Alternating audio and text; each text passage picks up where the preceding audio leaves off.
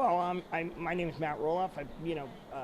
Have a little television show, which is what we're best known for, called Little People, Big World, and I'm here to speak at the Diversity Conference and try to open people's hearts and minds towards people that are different than they are, and share my experiences, some of my stories of how I've been looked at differently and treated differently in circumstances. But once people get to know me, then they realize I'm just like they are in many ways. So I'm hoping to be able to instill that in people's hearts and minds today.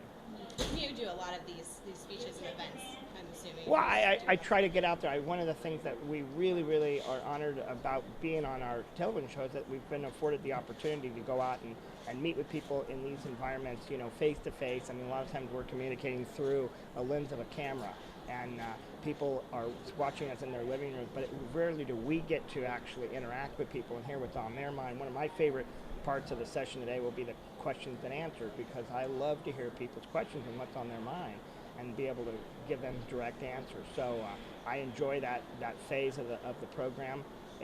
It gives me a chance to actually hear other people, in a real time way.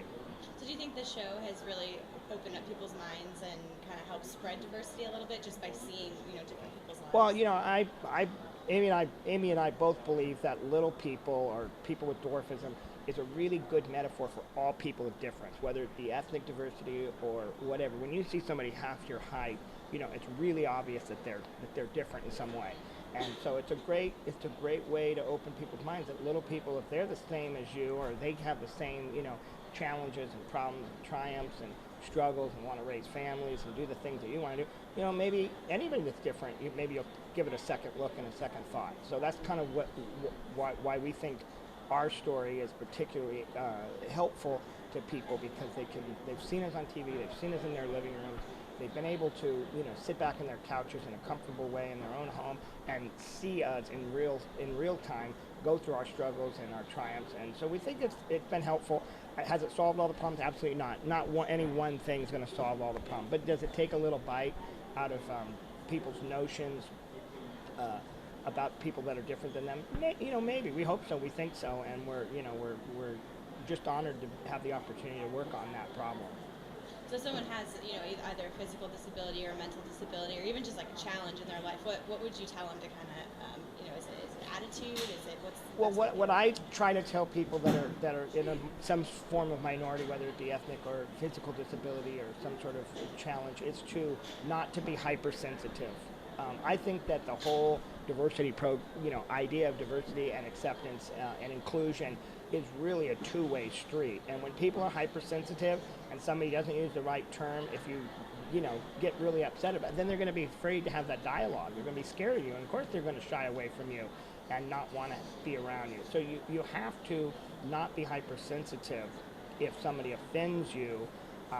Maybe they don't mean to offend you. Now, if they come at you and say, and they're touting you, then that's a little different. But if they're, out of ignorance isn't, we use ignorance like it's a bad word. Sometimes ignorance is actually an appropriate word, meaning people just don't get it. And so if you can help educate them, but do it in a gentle and mentoring way as opposed to an offended, mean-spirited response, I think it goes a long way. A lot of people that are at diverse groups, have bitterness, and it comes across. Nobody wants to be around. They may not want to be around me, not because I'm little and they're afraid of me, because maybe I come across as being bitter. And it has nothing to do with my size. It has to do, they just don't like being around somebody who's bitter. And so that's one of my big lessons I learned in life, is to come across as being just warm and friendly and open as possible. And you talked a little bit about how the show has impacted other people. How's the show impacted you and your Well, family? the show has definitely had its challenges. Would we do it over again? Absolutely. There's no doubt about it. It's been a phenomenal experience. We enjoy it. We're Amy and I and the kids are still cranking out episodes, just doing it a little bit less regular.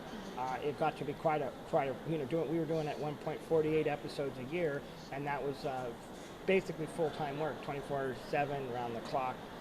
Now we're doing it at a little bit more comfortable pace, and it's working out very well for us, and we're able to update people on what's going on with our family, and a lot of folks have watched our family basically grow up. The kids go from very young. They've watched my hair turn gray over the years. And so it's been a great experience, and we wouldn't trade it for anything. And we've been just honored to be able to have the opportunity to share our story.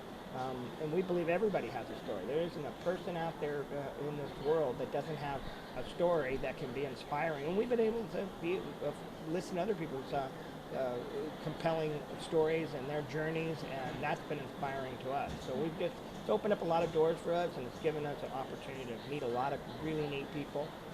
Maybe our biggest regret is that we haven't been able to reach back to all the people that have touched our heart. We haven't been able to respond to them because it's just the numbers are tremendous. So, but we've tried to come to these kind of events, Amy and I, and come to small communities around the country and visit with people and hear what's on their mind and hear their stories, and that's what has been inspiring us to keep going. Has one of these events or one of these speeches been the most memorable for you? They're all very memorable to me. Right off you put me on the spot like that, I can't quite come up with one. Yeah, they've all been memorable to me. They all have their own special. I have to sit down and sort of review my calendar. A lot of it's a whirlwind for us, and so I do quite a bit of traveling. We get around, but I can't think of one that hasn't been memorable in some way or another. I did get an opportunity. You want me to come off the top of my head? I spoke to the Montana Special Olympics and had 4,000 athletes in there at the Special Olympics and all their families. And I was able to reach out not only to these athletes that were getting ready to compete. It was kind of the opening ceremony, but it was in a huge gymnasium like this, and it was a phenomenal experience just to be able to share with them and inspire not only the athletes but also their families. And so that jumps out at me as being one of my the experience that was really powerful. That's very cool. Is there anything else you want to talk about, or anything we didn't touch on? I'll just look for our upcoming episodes. We're in the middle of shooting some shows right now, and we're excited about them and give people an update. It's been a little while, and we apologize that sometimes you have to kind of dig around for our show. Now that it's not on weekly, it's harder to find.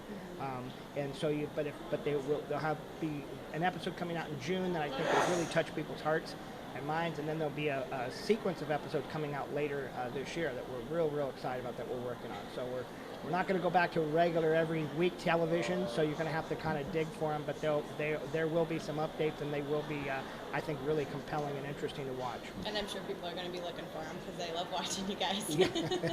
Well, thank you so much. Well, thank you so much for your